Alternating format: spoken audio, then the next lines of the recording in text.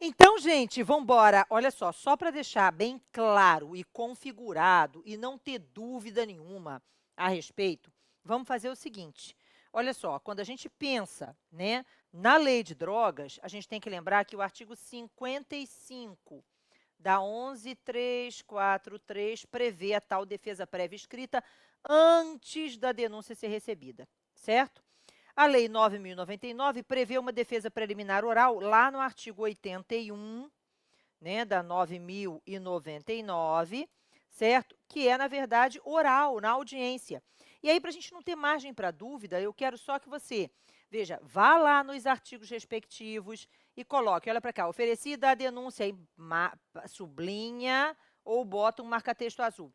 Oferecida a denúncia, notificação, defesa prévia, 10 dias, ok? Depois, na Lei 9.099, né? Vamos para a Lei 9.099. Lá na Lei 9.099, no artigo 81, olha só, aberta a audiência será dada a palavra. E aí, vamos fazer uma coisa, tá vendo essa palavra aqui? Tá? Eu queria que você fizesse uma remissão aqui para o 564 do CPP. Você está dentro da Lei 9.099 de 95. Então, esse é o artigo 81 da Lei 9.099. Eu quero que você vá até lá, no artigo 81, aberta a audiência será dada a palavra ao defensor para responder à acusação, após o que o juiz a receberá. Receberá o quê? A denúncia, né? Então, esse artigo 5644, gente, é, na verdade, o artigo que trata das nulidades que não estão expressas ou previstas nos outros incisos do artigo 564. A gente já vai falar sobre isso.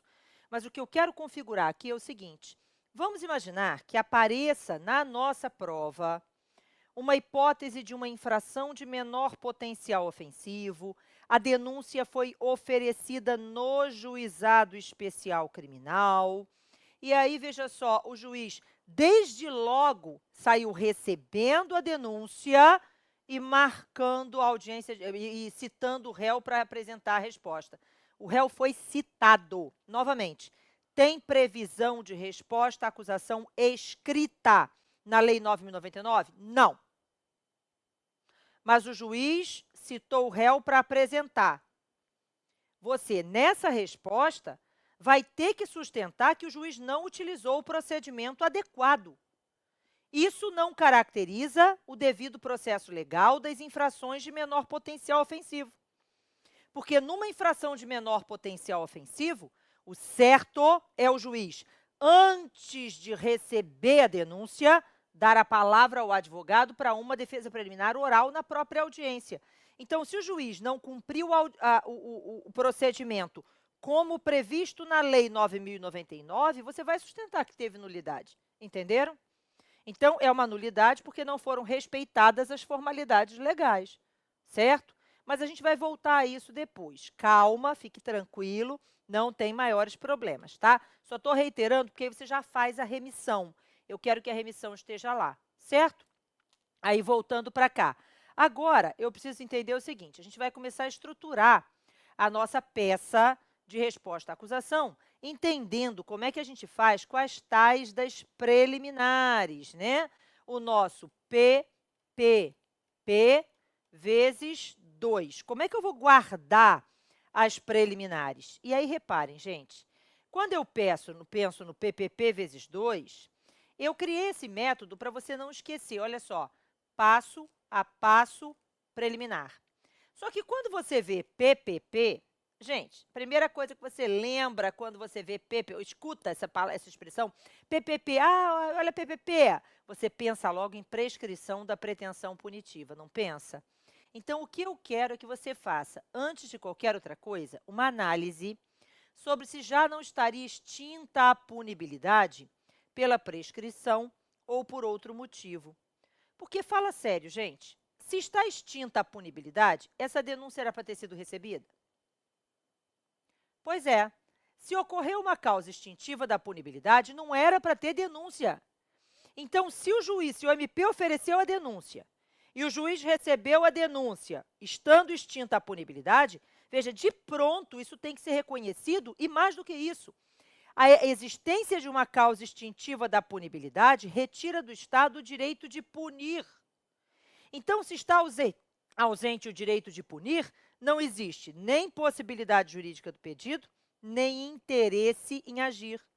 Porque um processo iniciado quando já está extinta a punibilidade é completamente inútil e desnecessário. Ficou claro?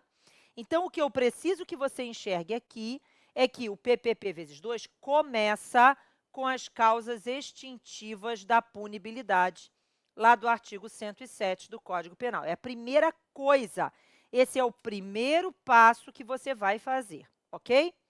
Mas, Ana, qual é o segundo passo? Olha só, agora presta atenção. P, P, P.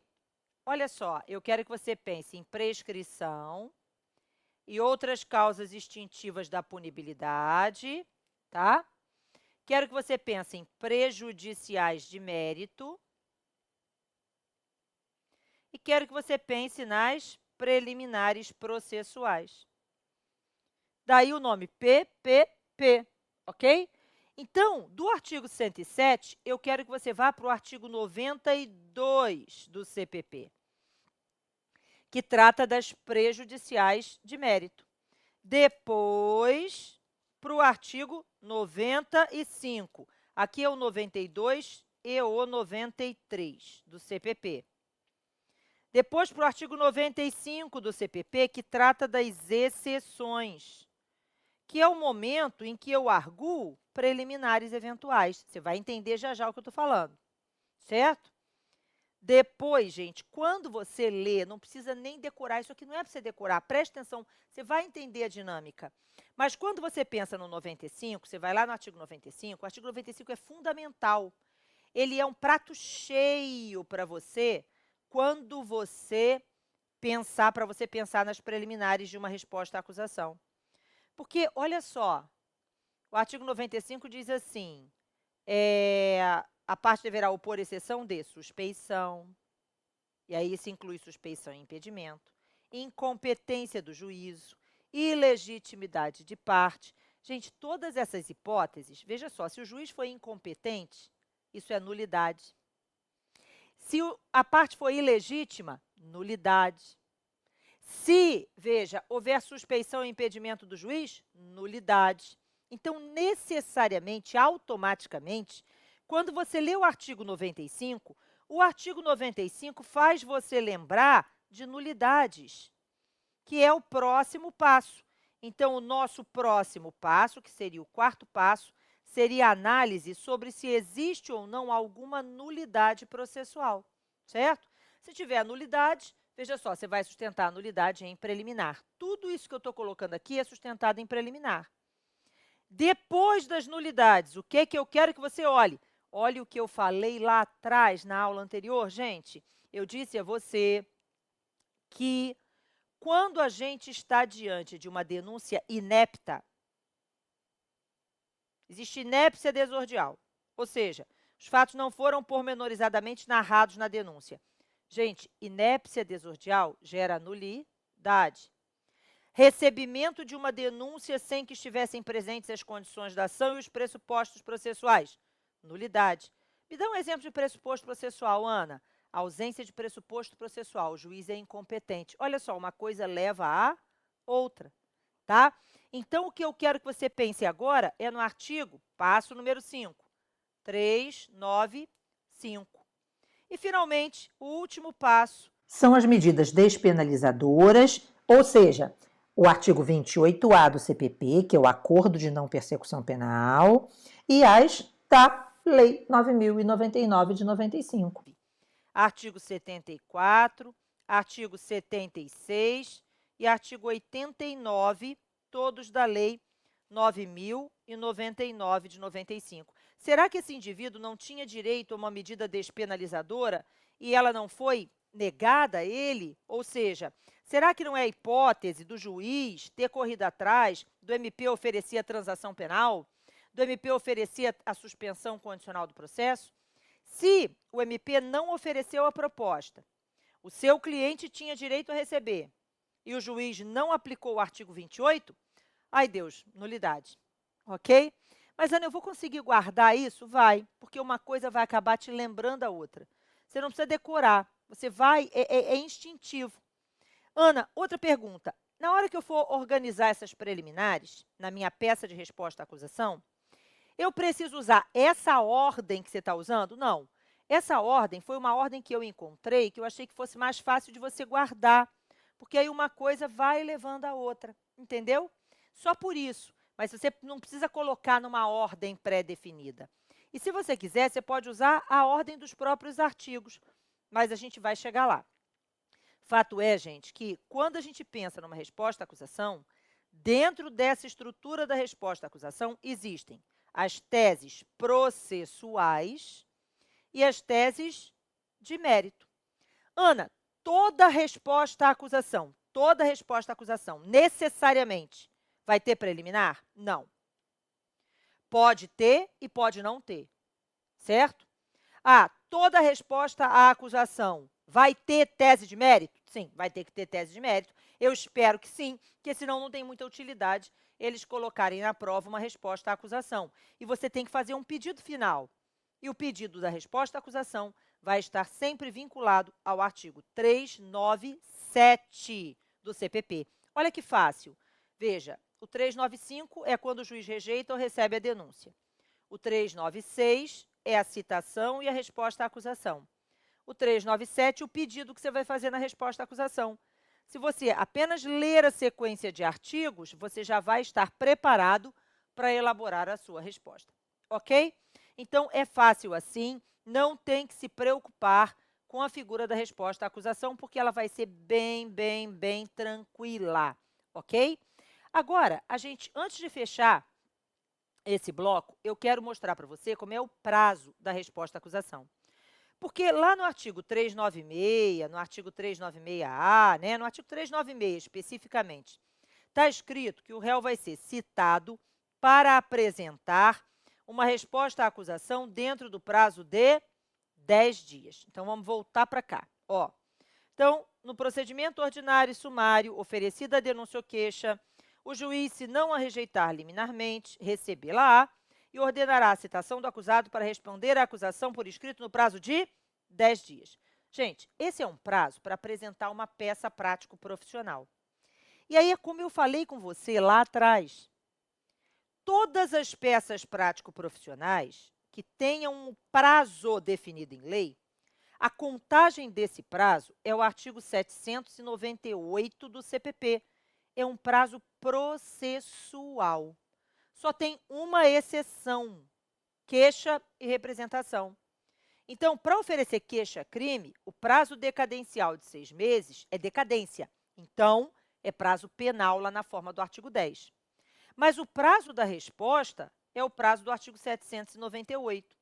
Então, procura aí nas remissões do artigo 396 e vê se tem no artigo 396 uma remissão para o artigo 798 do CPP. Se tiver, você sublinha ela ou marca ela com marca-texto amarelo. Mas se não tiver, faz a remissão. Pode ser do lado dos 10 dias. Escreve 798 CPP. Sempre bem pequenininho e sempre remissões têm que ser escritas a lápis, ok? Tranquilo, gente? Bom, voltando para lá. Olha o 406 do júri. De novo, o juiz, ao receber a denúncia ou a queixa, ordenará a citação do acusado para responder à acusação por escrito no prazo de 10 dias. Procura a remissão ou faz a remissão para o 798 do CPP. A lápis, pequenininho, tá bom? Então, a gente tem que lembrar que o prazo para a apresentação da resposta à acusação é sempre de 10 dias contados na forma do artigo 798. O que significa isso? Que o prazo é um prazo processual penal. Então, eu vou excluir o dia do início e vou incluir o dia do final. Diz lá o artigo 798, todos os prazos correrão em cartório e serão contíguos e peremptórios, não se interrompendo por férias, domingo ou feriado, nem suspendendo. Mas, Ana, no processo civil, o prazo é suspenso no fim de semana. ótimo para o advogado cível, mas não tem isso no advogado criminal. Os processos criminais, o prazo é corrido. Só interessa fim de semana e feriado se for o primeiro dia ou o último dia do prazo, ok? Então, vamos de novo, olha para cá. Ah, e outra coisa importante, que caiu até no 29º exame na primeira fase. A gente sabe que no processo civil, os prazos são contados da data da juntada, não é isso? No processo penal, o negócio de juntada gera insegurança jurídica. Só lembrando, a gente já falou isso. Gera insegurança jurídica. Eu não quero juntada, eu quero a data em que o réu foi citado, a data em que o réu foi notificado, data em que o réu foi intimado. Qual foi a data da efetiva intimação? Qual foi a data da citação? Qual foi a data da notificação? Essa é a data que interessa. Então, vamos lá, vamos imaginar, estou chutando aqui, tá? Vamos imaginar que a gente esteja no mês de junho, exemplo.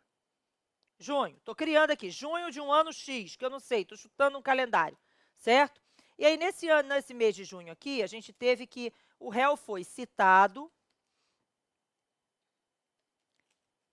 em 10/6, que foi uma terça-feira. Imagine que seja essa hipótese, tudo bem? Então, o que a gente tem que fazer? Na hora da prova, a gente só precisa colocar a data na peça se o enunciado pedir para a gente colocar a data, datar a peça no último dia do prazo. Se isso estiver lá, a gente tem que colocar a data. E aí a gente tem que fazer a conta. E aí você tem que lembrar, cuidado com o mês que tem 30, o mês que tem 31. Olha a mãozinha, hein? Olha a mãozinha, tá?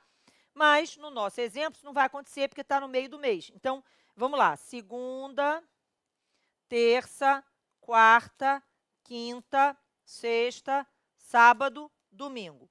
Ana, sempre a prova vai colocar para a gente o dia da semana? De preferência. Ou então a prova vai colocar assim, considere que o dia é útil. Entendeu? Ou era dia útil em todo o território nacional. Ou então a prova pode colocar uma data perto da data da prova. Presta atenção nisso.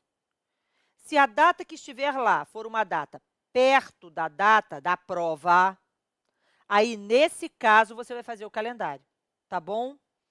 Vai usar a data da prova como parâmetro. A minha prova é no domingo, dia tal. Então, eu vou usar a data da prova como parâmetro para fazer o calendáriozinho. Então, tipo assim, se a data que foi colocada na questão é tipo 15 dias para trás ou 15 dias para frente da data da prova, faz o calendário que é melhor, ok? Mas se não for, você vai usar o que a questão fornece. A questão diz que é segunda, então é segunda. A questão diz que é terça, é terça. A questão diz que é domingo, é domingo. A questão diz que é feriado, é feriado. Se a questão não diz, não é feriado. A não ser que seja um feriado nacional, tipo 7 de setembro, aí não tem como negar, né? Então, vamos lá, voltando para cá. Então, terça-feira, dia 10. Dia 10. O que eu vou fazer? Dia 10, dia 11, dia 12, dia 13, dia 14, dia 15, dia 16, dia 17, 18, 19, 20, 21, 22. Acho que já deu, né? Então, olha só, novamente, só para lembrar você que a gente não usa o processo civil. Então, o réu foi citado no dia 10. Aí a questão falou assim, foi feita a juntada do mandado no dia X. Foda-se, não interessa a juntada do mandado. O que interessa é a data da efetiva citação, intimação ou notificação. Então, dia 10 ele foi citado, mas dia 10 eu não uso, porque eu dispenso o dia do início. Então, o meu primeiro dia vai ser dia 11, quarta, né? O prazo para apresentar a resposta é de 10 dias. Então, 1, 2, 3, 4, 5, 6, 7, 8, 9, 10. Meu último dia, o termo ad quem, termo a qual é o termo inicial do prazo. Termo ad quem é o termo final do prazo. Meu termo final do prazo é sexta-feira, dia 20, ok? Mas no meio do prazo teve um final de semana. Não interessa. No processo civil, isso não interessa. No processo penal, isso não interessa. Ok? Entendido? Então, vista a questão do prazo, agora que a gente já sabe, e aí lembrando, tem a súmula 710, vamos fazer uma remissão. A súmula 710 do STF diz, no processo penal, contam-se os prazos da data da intimação e não da juntada aos autos do mandado da carta precatória ou de ordem. Então, a gente vai voltar lá no artigo 798, ok? E vai colocar aqui uma remissão a lápis para a súmula 710 do STF. Ok? Tranquilo, gente? Entendido? Maravilha. A gente